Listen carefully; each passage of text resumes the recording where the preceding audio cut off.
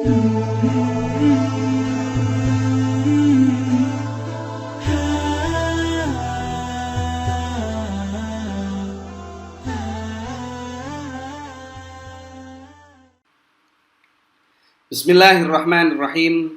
Assalamualaikum warahmatullahi wabarakatuh. Alhamdulillahirabbil alamin wassalatu wassalamu ala sayyidil mursalin wa ala alihi wa sahbihi ajma'in at-tahirin. Amma ba'du. Yang saya hormati Bapak Ibu guru pendidikan agama Islam dan budi pekerti, anak-anakku sekalian, siswa-siswi pelajar SMA, SMK sederajat dimanapun kalian berada, semoga Allah senantiasa menjaga dan merahmati kita semuanya. Pada video kali ini kita akan melanjutkan kegiatan pembelajaran pendidikan agama Islam dan budi pekerti yang kali ini akan mengangkat tema khutbah, tabligh, dan dakwah. Dengan ketiganya inilah kita menebarkan Islam dengan santun dan damai di negeri kita tercinta dan dimanapun kita berada. Anak-anakku sekalian yang dirahmati Allah Ta'ala, mengingat panjangnya 3 tema ini, khutbah, tabligh, dan dakwah, maka untuk tidak memperpanjang video kita, pada pertemuan kali ini saya akan membahas khutbah saja. Jadi submateri khutbah akan kita bahas pada video kali ini, sedangkan tabligh dan dakwah akan kita bahas pada video selanjutnya. Baik. Kompetensi dasar terkait dengan tema kita kali ini adalah yang pertama, menerapkan ketentuan khutbah, tabligh, dan dakwah di masyarakat sesuai dengan syariat Islam, menjaga kebersamaan dengan orang lain dengan saling menasihati melalui khutbah, tabligh, dan dakwah, kemudian menganalisis pelaksanaan khutbah, tabligh, dan dakwah, serta menyajikan ketentuan khutbah, tabligh, dan dakwah. Sebagaimana kita ketahui bersama bahwa khutbah, tabligh, dan dakwah merupakan bagian dari syariat Islam, di mana dari masing-masing subjudul khutbah, tabligh, dan dakwah itu mempunyai ketentuannya sendiri-sendiri. Kita mulai dengan definisi khutbah. Kata khutbah berasal dari kata mukhatabah yang berarti pembicaraan atau perkara besar yang diperbincangkan. Sedangkan khutbah bermakna memberi peringatan, pembelajaran, atau nasihat dalam kegiatan ibadah. Secara istilah, khutbah adalah yang pertama, menyampaikan pesan tentang takwa sesuai dengan perintah Allah Ta'ala dengan syarat dan rukun tertentu. Jadi khutbah itu adalah menyampaikan pesan takwa. Takwa sendiri apa? Takwa sendiri adalah menjalankan perintah-perintah Allah dan menjauhi larangan-larangannya. Itulah makna takwa. Jadi makna takwa yang sesungguhnya ya menjalankan perintah Allah dan menjauhi larangan-larangannya. Menyampaikan pesan takwa inilah khutbah. Namun ada syarat dan rukunnya nanti. Makna khutbah yang kedua yakni kegiatan nasihat yang disampaikan kepada kaum muslimin dengan syarat dan rukun tertentu yang erat kaitannya dengan sah atau sunnahnya ibadah. Sedangkan orang yang melakukan khutbah dikenal dengan istilah khatib. Dari kedua makna khutbah secara istilah ini kita dapat mengerti bahwa khutbah merupakan suatu syariat Islam di mana di dalamnya seorang khatib atau seorang pengkhutbah itu menyampaikan pesan takwa sesuai dengan perintah Allah dengan syarat dan rukun tertentu, dan kadang-kadang dikaitkan dengan sah atau sunnahnya ibadah. Nanti akan kita jelaskan makna dari sah atau sunnahnya ibadah di sini. Kita lanjutkan dengan pelaksanaan khutbah terkait sholat. Jadi khutbah itu ada yang dilakukan terkait sholat, ada yang dilakukan tidak terkait sholat. Adapun pelaksanaan khutbah terkait sholat, yang pertama adalah khutbah yang dilakukan sebelum sholat. Misalnya khutbah Jumat. Ini dilakukan sebelum sholat. Khutbah jenis yang kedua, yakni khutbah yang dilakukan sesudah sholat. Misalnya khutbah sholat Idain, di mana khutbahnya dilakukan setelah sholat Idul Fitri atau sholat Idul Adha. Kemudian dilakukan juga setelah sholat khusuf atau gerhana bulan, atau setelah sholat kusuf atau gerhana matahari. Itu juga dilakukan khutbah. Sholat istisqa. Istisqa itu adalah sholat minta hujan, dilakukan khutbah setelah sholat istisqa. Begitu juga dengan khutbah saat wukuf di Arafah. Tanggal 9 Dzulhijjah ini dilaksanakan pada saat kita nanti insya Allah melaksanakan ibadah haji. Biasanya dilakukan setelah sholat zuhur dan asar. Jadi sholat zuhur dan asarnya di jamak takdim qashar. Kemudian setelah itu dilaksanakan khutbah wukuf. Khutbah yang ketiga, yakni khutbah yang tidak terkait dengan sholat. Misalnya khutbah nikah. Jadi sebagaimana yang saya katakan di awal, bahwa khutbah itu ada yang terkait dengan sholat dan ada yang tidak terkait dengan sholat. Yang terkait dengan sholat ada dua jenis, yakni dilaksanakan sebelum sholat, seperti khutbah Jumat, dan dilaksanakan sesudah sholat. Khutbahnya dilaksanakan sesudah sholat. Misalnya khutbah Idul Fitri, Idul Adha, khutbah sholat khusuf, khutbah sholat istisqa, khutbah wukuf, itu semuanya dilaksanakan sesudah sholat. Adapun khutbah jenis yang ketiga, yakni yang tidak terkait dengan sholat. Misalnya khutbah nikah, dilaksanakan ya saat prosesi akad nikah. Tidak ada prosesi sholat atau kegiatan sholat pada saat itu. Perlu diingat ya, bahwa khutbah yang dilakukan sebelum sholat, yakni khutbah Jumat, itu merupakan rangkaian dari sholat Jumat. Nanti akan saya jelaskan pada slide selanjutnya. Untuk itu dilarang betul-betul setiap jamaah Jumat itu berbicara ataupun punya kesibukan sendiri pada saat khutbah sedang dibacakan. Jadi sama sekali tidak boleh melakukan apapun pada saat khutbah dibacakan. Bahkan biasanya sebelum khutbah naik mimbar itu ada seorang Bilal yang berdiri dengan mengatakan, "Idza qulta li sahibika ansit wal imamu yakhutubu faqad laghauta." Apabila engkau berkata kepada temanmu diam, padahal pada saat itu khatib sedang berkhutbah, maka sia-sialah Jumatmu. Artinya bisa menghapus atau menggugurkan pahala sholat Jumat apabila kita berbicara sendiri, berbicara dengan teman, atau punya kesibukan sendiri dengan HP atau yang lainnya. Bahkan dalam hadis itu dinyatakan, engkau berkata diam saja kepada orang yang sedang berbicara, maka sia-sia pula khutbahmu, padahal kita hanya menegur. Baik, kita lanjutkan. Yang pertama, kita bahas khutbah Jumat. Di antara beragam jenis khutbah, ada hal yang terpenting untuk diketahui, yakni khutbah Jumat. Sebab khutbah Jumat memerlukan rukun yang harus dipenuhi agar ibadahnya menjadi sah dan sesuai dengan aturan. Jika salah satu rukun tidak terpenuhi dalam rukun khutbah Jumat, maka khutbahnya tidak sah. Maka dari itu khutbah Jumat itu tidak semua orang boleh berdiri untuk menjadi khatib Jumat. Sejalan dengan hal itu, khutbah Jumat terdiri atas dua bagian, yakni khutbah pertama dan khutbah kedua, yang di antara keduanya dipisahkan dengan duduk di antara dua khutbah. Jadi, sebagaimana kita ketahui bersama, khutbah Jumat itu dilakukan dua khutbah. Pada khutbah yang pertama, khatib berdiri untuk melakukan khutbah dengan memulai Alhamdulillahirabbil alamin, memuji kepada Allah, bersalawat kepada Nabi. Allahumma salli ala sayyidina Muhammad wa ala ali sayyidina Muhammad. Kemudian dilanjutkan dengan wasiat takwa, usikum wa iyaya nafsi taqwallah. Saya mengajak kepada jamaah sekalian untuk senantiasa meningkatkan takwa, membacakan ayat-ayat suci Al-Qur'an di dalam khutbah yang pertama, ditambah dengan hadis atau dengan perkataan ulama.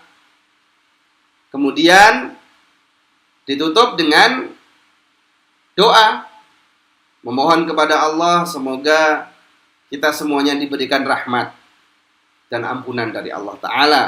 Kemudian setelah itu duduk. Setelah itu berdiri lagi untuk khutbah yang kedua. Tidak perlu salam lagi, tapi langsung alhamdulillahirabbil alamin. Memuji kepada Allah, bersalawat kepada Rasulullah, berwasiat takwa. Boleh dilanjutkan dengan intisari dari khutbah yang pertama. Kemudian ditutup dengan doa.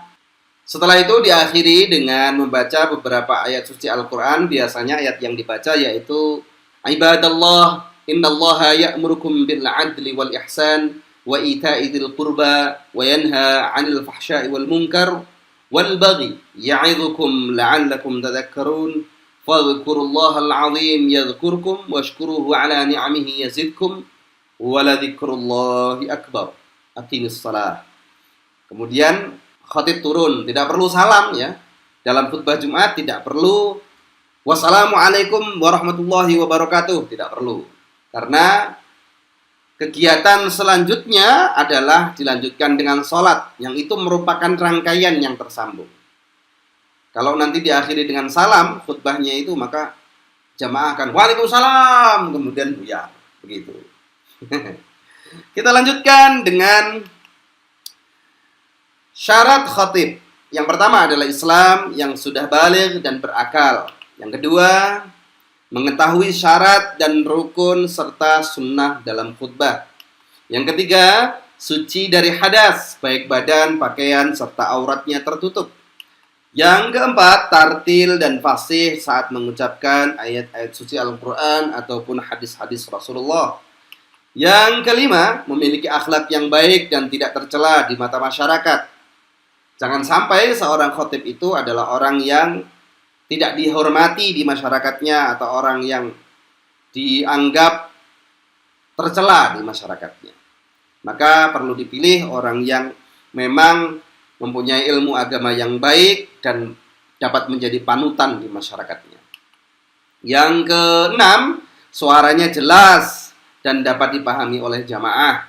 Jadi diusahakan seorang khatib adalah orang yang fasih, orang yang bersuara lantang, orang yang suaranya jelas dan mudah dipahami. Tidak orang yang punya kesulitan dalam menyampaikan atau artikulasinya tidak jelas sehingga jamaah tidak mengerti apa yang ia sampaikan. Selanjutnya yang ketujuh adalah berpenampilan rapi dan sopan. Kita lanjutkan dengan syarat dua khutbah. Sebagaimana yang saya katakan tadi di awal, bahwa khutbah Jumat dilaksanakan dua kali, yakni khutbah pertama, kemudian setelah itu duduk, kemudian berdiri lagi untuk melakukan khutbah yang kedua. Khutbah Jumat dilaksanakan sesudah masuk waktu zuhur, jadi harus sudah masuk waktu zuhur. Biasanya ada yang menerapkan masjid, ada yang menerapkan satu adzan, ada yang menerapkan dua adzan. Yang menerapkan dua adzan, setelah adzan pertama, maka jamaah sholat qobliyah Jumat. Biasanya sholat qobliyah Jumat, setelah sholat qobliyah Jumat, kemudian ada pengumuman-pengumuman dari takmir masjid. Setelah pengumuman-pengumuman selesai, baru kemudian khatib dipersilakan untuk naik ke mimbar. Khatib naik ke mimbar, kemudian salam. Assalamualaikum warahmatullahi wabarakatuh. Waalaikumsalam warahmatullahi wabarakatuh. Kemudian duduk jamaah. Setelah itu adzan yang kedua dikumandangkan. Allahu akbar, Allahu akbar. Itu adzan yang kedua. Adapun masjid yang menerapkan satu kali adzan yang kedua inilah yang dijadikan adzannya. Jadi ada masjid yang menerapkan dua kali adzan. Ada masjid yang menerapkan satu kali adzan. Masjid yang menerapkan satu kali adzan itu, adzan yang kedua ini tadi yang dijadikan adzannya. Jadi setelah khatib naik ke mimbar, salam, dan kemudian dikumandangkan adzan. Anak-anakku sekalian, selesai khutbah dilanjutkan dengan sholat. Sebagaimana yang saya katakan tadi, berbeda dengan sholat Idul Fitri, sholat Idul Adha, sholat khusuf, sholat kusuf, sholat istisqa, yang khutbahnya dilaksanakan setelah sholat. Khutbah dilakukan dengan berdiri, namun jika tidak mampu boleh dilakukan dengan duduk. Tetapi saya kira semua orang yang khutbah diusahakan untuk berdiri. Maka dari itu apabila sepuh, biasanya khutbahnya tentu tidak perlu lama-lama, sehingga tidak menyusahkan khotibnya sendiri. Yang ketiga, duduk sebentar di antara dua khutbah. Jadi setelah khutbah pertama, duduk, kemudian berdiri lagi untuk khutbah yang kedua. Yang keempat, suara khutbah harus jelas dan dapat didengar oleh jamaah. Saat sekarang ini, pengurus masjid dapat menggunakan pengeras suara, televisi, monitor, sehingga jamaah yang berada jauh atau di ruangan lain dapat melihat dan mendengarkan sang khatib. Jadi, apabila masjidnya besar, kemudian tersekat oleh ruangan-ruangan, maka disarankan menambah pengeras suara dan boleh menggunakan televisi tambahan, monitor, agar jamaah yang di tempat lain melihat secara visual khotib yang sedang berkhutbah.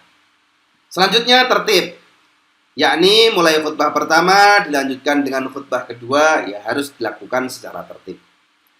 Kita lanjutkan dengan sabda Rasulullah Muhammad sallallahu alaihi wasallam. Kana Rasulullah sallallahu alaihi wasallam idza khataba ihmarrat 'ainahu wa 'ala sawtuhu washtadda ghadbuhu hatta ka'annahu munziru jaishin sabbahakum wa massakum. Diriwayatkan bila Rasulullah sallallahu alaihi wasallam berkhutbah, kedua matanya merah, meninggi suaranya dan penuh dengan semangat bagai seorang panglima yang memperingatkan datangnya musuh yang menyergap di saat pagi atau sore. Hadis ini diriwayatkan oleh Muslim dan Ibnu Majah. Jadi dari sini dapat kita ketahui bahwa khutbah Jumat bukan ceramah agama. Jadi khutbah Jumat itu adalah ibadah yang spesifik diajarkan oleh Rasulullah dengan cara tertentu, dengan syarat dan rukun tertentu, dan dilaksanakan dengan kondisi tertentu. Tidak boleh berlama-lama, tidak boleh berisi gurauan atau hal-hal yang dapat merusak kesakralan dari khutbah Jumat. Jadi khutbah Jumat bukan ceramah agama, bukan seminar, bukan stand up komedi atau monolog. Jadi khutbah Jumat dilakukan dengan kondisi tertentu di mana seorang khatib menyampaikan wasiat takwa dengan semangat, dengan menggebu-gebu, ishtadda ghadabuhu. Jadi seolah-olah ia marah, menyampaikan pesan-pesan agama Islam, seolah-olah ia seorang panglima perang yang menyampaikan peringatan akan datangnya musuh. Itulah khutbah Jumat. Jadi khutbah Jumat bukan ceramah agama. Tidak boleh seorang khatib bercerita ngalor ngidul saat khutbah, bercerita hal-hal yang lucu atau anekdot. Tidak boleh sama sekali dalam khutbah Jumat. Khutbah Jumat itu harus sakral, harus khidmat, dan tidak boleh ada guyonan di dalam khutbah Jumat. Berbeda dengan ceramah agama, berbeda dengan tabligh yang itu relatif fleksibel. Seorang mubaligh, seorang da'i boleh bercanda, boleh menyampaikan anekdot atau sesuatu atau cerita lucu dalam tablighnya, dalam ceramahnya. Itu sah-sah saja dan boleh-boleh saja dilakukan di luar khutbah Jumat. Jadi pada saat ceramah, pada saat mengisi seminar, atau pada saat mengisi kajian, itu boleh dilakukan demikian. Kalau khutbah Jumat tidak boleh.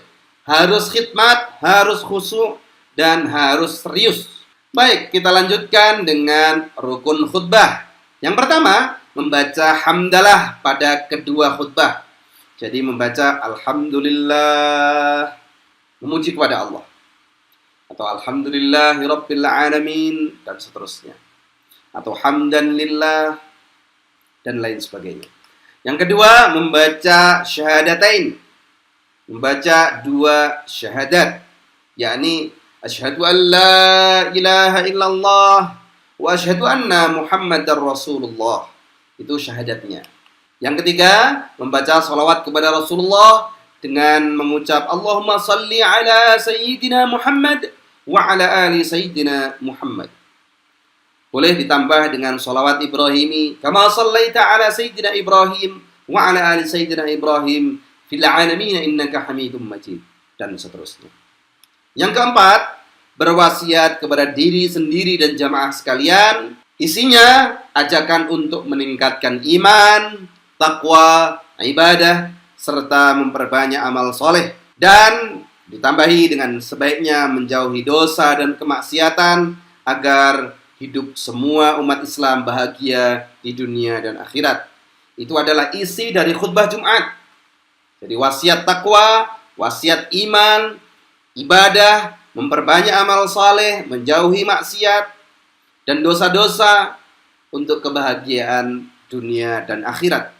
Sebagaimana yang saya katakan tadi, tidak boleh di dalam khutbah Jumat ada hal-hal yang tidak penting, hal-hal yang bersifat lucu, guyonan, atau hal-hal yang dapat merusak kekhusyuan, kekhidmatan, dan kesakralan khutbah Jumat.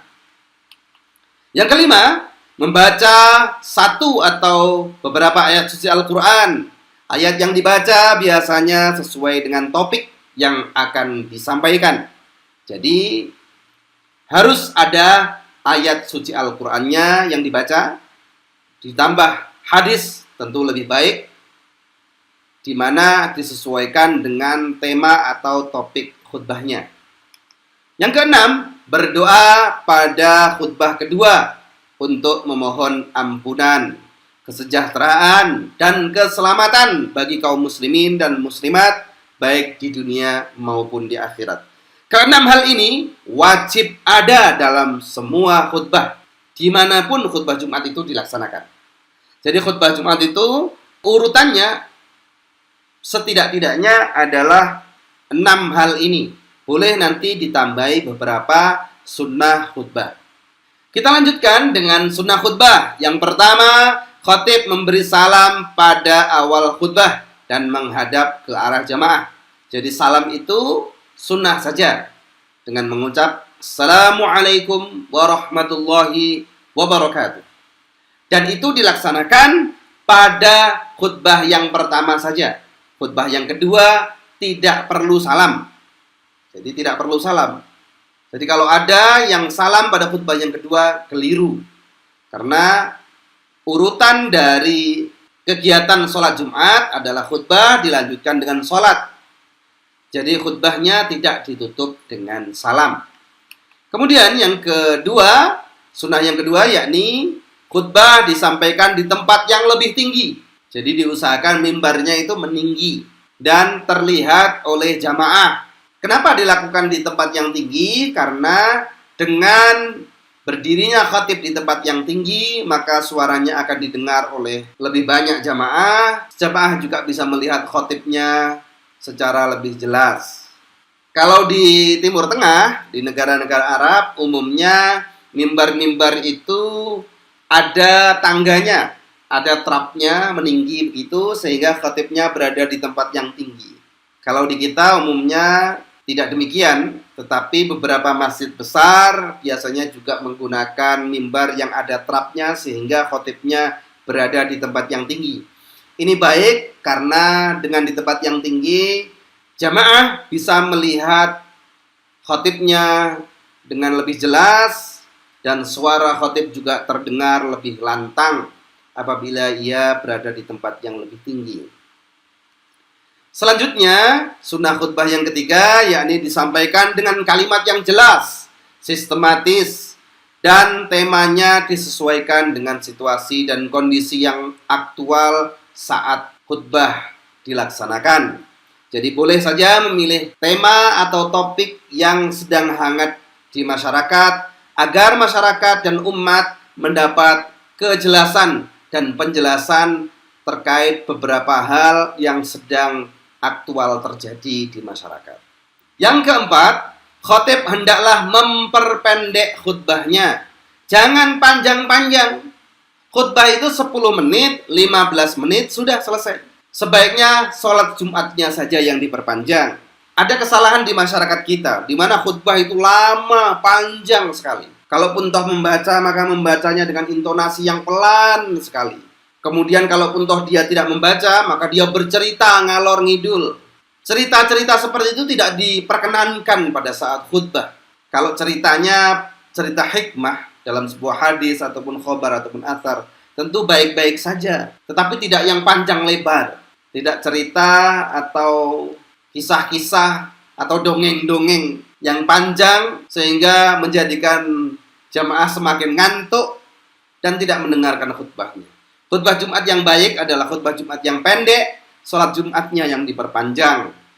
Sholat Jumatnya untuk setelah Al-Fatihah, rakaat pertama membaca surat Al-A'la, rakaat kedua membaca surat Al-Ghasyiyah. Kemudian diperpanjang bacaan-bacaan saat ruku', i'tidal, sujud, dan seterusnya. Itu lebih baik daripada memperpanjang khutbahnya. Ini yang keliru. Jadi khutbah Jumat disunahkan diperpendek. Kenapa demikian? Karena khutbah Jumat dilaksanakan sebelum sholat, sehingga semua jamaah menahan hadas, tidak boleh ngentut, tidak boleh batal. Untuk itu khutbahnya diperpendek, berbeda dengan khutbah Idul Fitri, Idul Adha, sholat istisqa, khutbah sholat gerhana. Itu tidak apa-apa lebih panjang, karena saat itu tidak masalah ketika ada jamaah yang berhadas, maka dia bisa keluar berwudu. Kalau khutbah Jumat tidak demikian. Kalau terpaksa berhadas, tentu dia harus keluar untuk berwudu, kemudian mengikuti khutbah Jumatnya, menyimak kembali khutbah Jumatnya, dan melanjutkan sholat Jumat. Nah, ini perbedaannya dan beberapa hal-hal yang kurang tepat di masyarakat kita. Yang kelima, khatib disunahkan membaca surat Al-Ikhlas saat duduk di antara dua khutbah. Jadi disunatkan membaca A'udzubillahi minasyaitonirrajim, Bismillahirrahmanirrahim. Qul huwallahu ahad, Allahus samad, lam yalid wa lam yulad wa lam yakul lahu kufuwan ahad. Itu yang dibaca oleh khatib saat dia duduk di antara dua khutbah. Yang keenam, khatib menertibkan rukun-rukun khutbah, yaitu dimulai dengan membaca hamdalah sampai rukun yang terakhir, yakni berdoa untuk kaum muslimin, doa mohon ampunan, doa mohon keselamatan, mohon kebahagiaan dunia dan akhirat. Baik, demikian tadi adalah beberapa hal terkait dengan rukun dan sunnah khutbah. Agar video ini tidak terlalu panjang, maka saya cukupkan sekian, dan kita akan lanjutkan insya Allah ketentuan terkait dengan pelaksanaan sholat Jumat, sholat Aidain, dan seterusnya pada video part yang kedua. Jadi, kita akhiri video kita yang pertama ini, dan kita akan lanjutkan pada video part yang kedua insya Allah. Mari kita tutup kegiatan kita dengan bersama-sama mengucap hamdalah. Alhamdulillahirabbil alamin. Semoga apa yang kita lakukan pada hari ini memberi manfaat kepada kita semuanya. Saya akhiri, wabillahi taufiq wal hidayah, waridha wal inayah. Wassalamualaikum warahmatullahi wabarakatuh.